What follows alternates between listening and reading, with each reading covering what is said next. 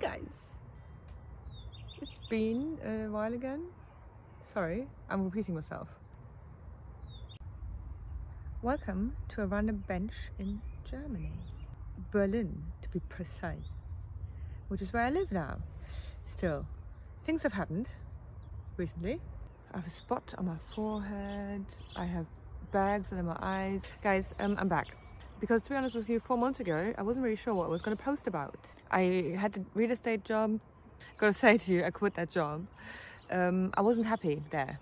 Not generally with real estate, but with that job, to be honest. I didn't like being there. I realized that I kind of want to start my own thing. I've been doing my own thing for so long that I feel like now it's kind of tough to go back to being employed and working. Mosquitoes. Nature was trying to kill me. Guys, I'm not gonna lie. I've been a bit of a mess lately. I still haven't 100% decided how honest I want to be about this. Because, I mean, I want to be honest with you, but also the struggle is real, I'm not going to lie. And maybe this is actually going to happen, you know, I don't know. Do you feel like I can do this? Do you feel like I can be an entrepreneur and start a business and make it successful and grow big, which is what I want to do, but also I keep procrastinating because I'm just too stressed about it all. I'm going to start sharing this with you, this journey, because starting a business on your own is like, it's really tough, you know, being like a solo entrepreneur. It's actually really tough because when you have a team, you push each other. I have doubts, a lot of them. I have anxieties, also a lot of them.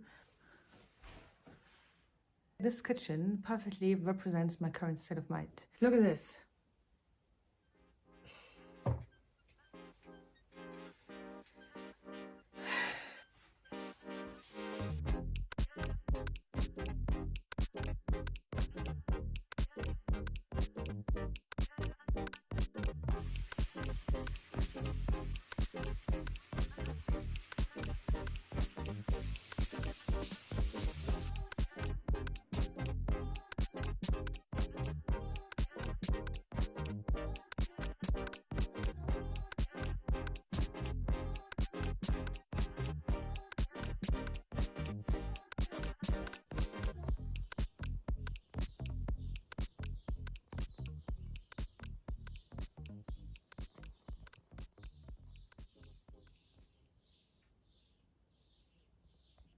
It is the next day. I've already done my shift at work.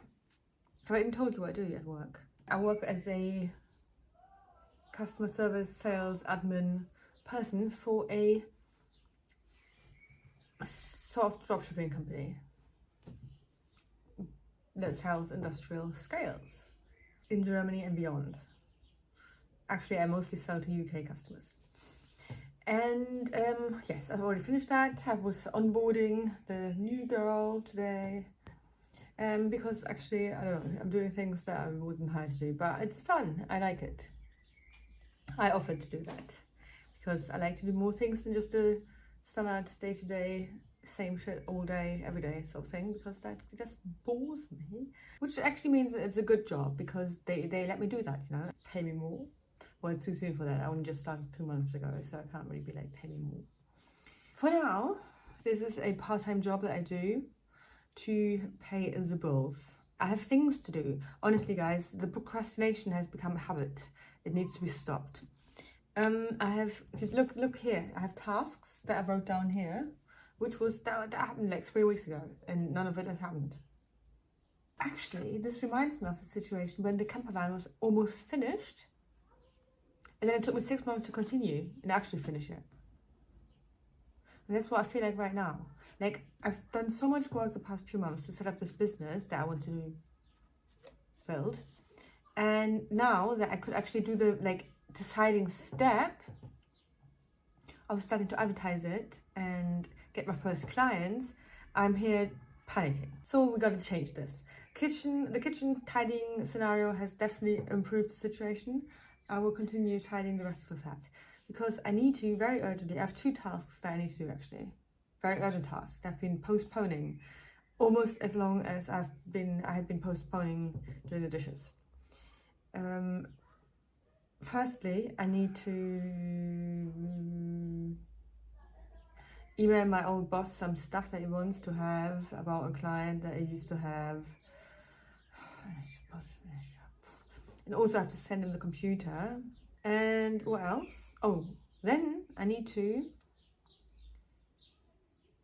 get actually really stressed out about these tasks, even though they're really easy. Taxes. Sort the taxes out. I'm dying. Basically, you have to, every 3 months, give them like notice of how much VAT you earned, and then pay it. But I thought it was monthly, because sometimes it's monthly and sometimes it's every 3 months. And everyone on the internet said I have to do it monthly if I have a new business. But apparently that's not true. I have to do it every 3 months. So now I have to actually do it manually, what I was trying to avoid in the first place. I mean, that's why I had the software app situation. So why now I have to do it the traditional way of filling in some form, and I don't like forms. Tax form UST Umsatzsteuer client docs to old boss. He's not actually old, but yeah. Print, it's already up here, isn't it? No, it's not. Print envelopes. Prep parcel and shipment. Tax form Umsatzsteuer. Right, I have a to-do list now, but also my place is a mess, and I feel like, I mean, we've started with the kitchen, we were very successful there. I think we need to continue with the rest of the apartment. I'm actually feeling a bit weird about this space. It made it all really pretty, and the interior is like the same sort of style as my van used to be. Like, obviously it's a mess right now, but if it wasn't a mess, it would be like that. But somehow it feels wrong. Maybe because I didn't build the furniture myself. And it's also not my sofa, it's like my parents' old sofa. So maybe I should sell the sofa and buy myself my own sofa. Because my granddad used to be an architect, right? And he inherited quite a bit of money because his dad was like an entrepreneur. And he spent all that money in his lifetime, like on one shit like Ferraris. And literally there's nothing left. I have not grown up rich. But he also had a thing for like expensive sofas, apparently. So the sofa I have now, he bought in the 1970s. However, it's very uncomfortable. It's kind of a stupid sofa. It looks nice, but it's stupid. Maybe I'm just being weird. Maybe I need to stop stressing about things. I just need to tidy this place now. I can always say, wait, no, see, this is what I'm doing. I've caught myself. I was gonna like go and look for sofas online, even though I have a sofa. Procrastinating again, wasting hours on a stupid task that I don't need to do. Okay, it's enough. I'm gonna start tidying now, which is also kind of not the number one priority, obviously, it's not on the list, but I feel like everything else will be easier once that task is completed. So let's do that now.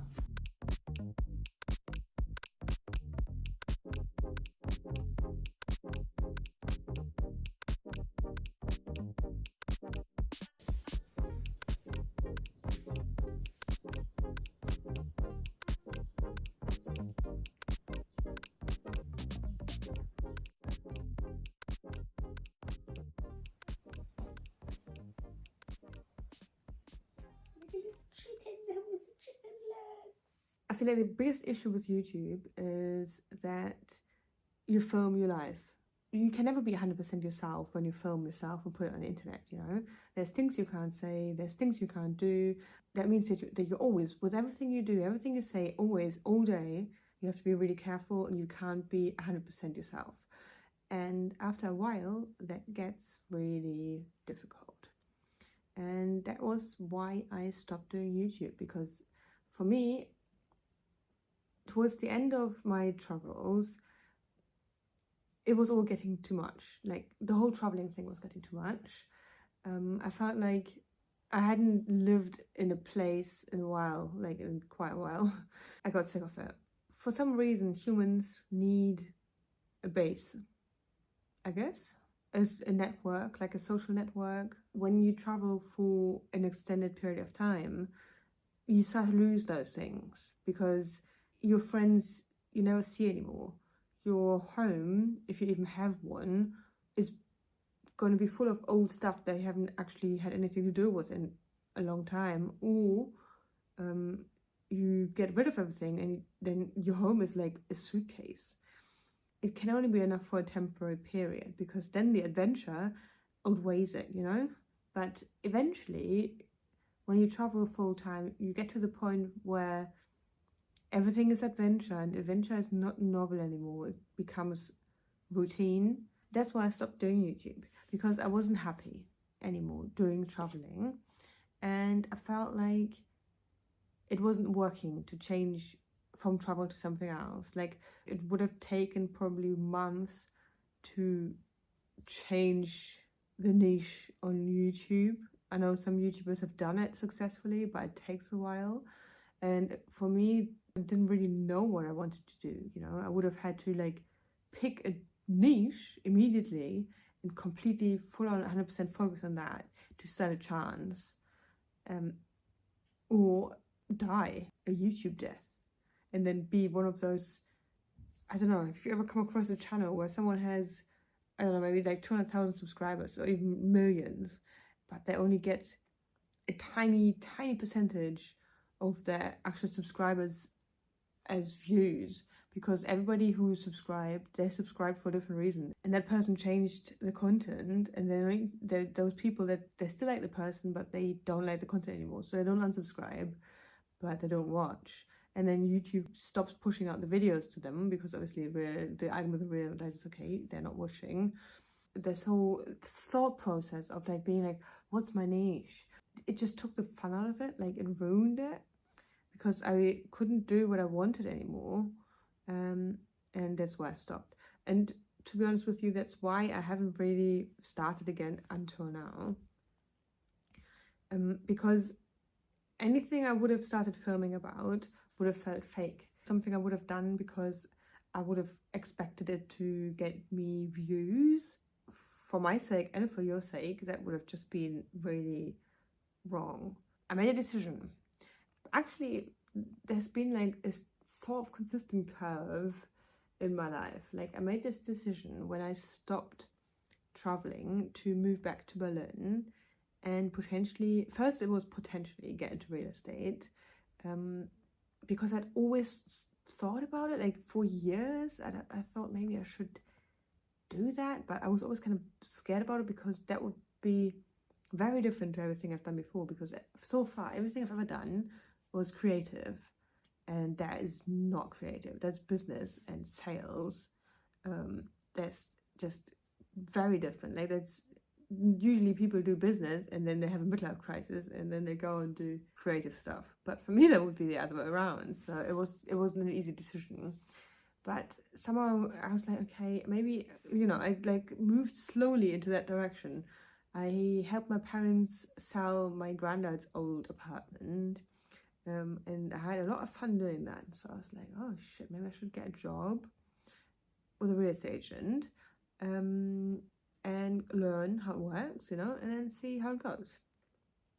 Didn't get a job though at first. I did get a different sales job though, and so I was like, okay, I'm gonna have to prove myself here. Did prove myself there, and as soon as I was like, okay, I'm ready now, I started applying again for real estate jobs, and I got one. Actually got a few interviews then, because that was the right, like, obviously the strategy was right. And now fast forward to today, right? I quit that job at the real estate agency. I learned a few things. I learned quite a few things. Real estate is a strange business. A lot of people get into it just because they want to make money, I guess it would be even more like that if I did like banking or something, But anyway, it's that sort of environment. For me, I want to build something. I want to build a company. Ever since I was little, I always thought that I would be an entrepreneur one day. Like, my dad had his own company as well, Also, my brother is also like me, like trying to start his own business. He's kind of further down the line, actually. He's doing really well. He's doing tech, which is perfect because everybody's doing tech, and tech gets all the funding and tech gets all the hype. and he has a team and all of that, you know. I have nothing. I have myself. And that is what's terrifying.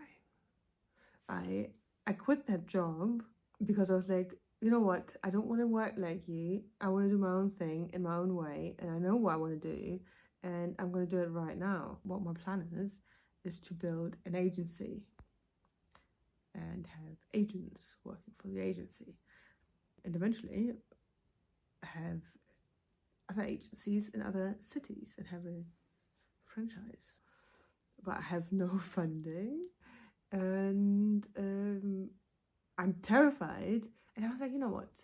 In the past, I have built a YouTube channel, I've converted to cameramans, I've done all these things, and I did them relentlessly. Like, converting that van, especially the second one, was insane. The amount of work and how exhausted I was in the evenings, and every morning I got up and I continued. And I was like, where did all that drive come from, and why am I like stuck now? What I realized is the difference is you guys. I had a reason to continue every morning. So this is my new niche, actually. It's not a niche that I picked because I need a niche, or because it's a trend, or random stuff like that. I'm starting a business from scratch on my own without funding. I'm going to take you on the journey. The next thing I need to do to get someone who wants to sell their house to decide to sell the house with me. I only need one person, and there's a lot of houses in Berlin. Then I sell the house, and then I get my commission. And once I have that, the whole no money situation is not an issue anymore because I will have that money. And then I can, you know, go bigger. I can invest in marketing. I can invest in freelancers. I work with like someone who does pre-sales on the phone. Is it going to work out in like 3 years? You scroll back down and you look back at this video and you're like, wow, I can't believe she actually did it. That is what I want. Good talk anyway. Have a good night.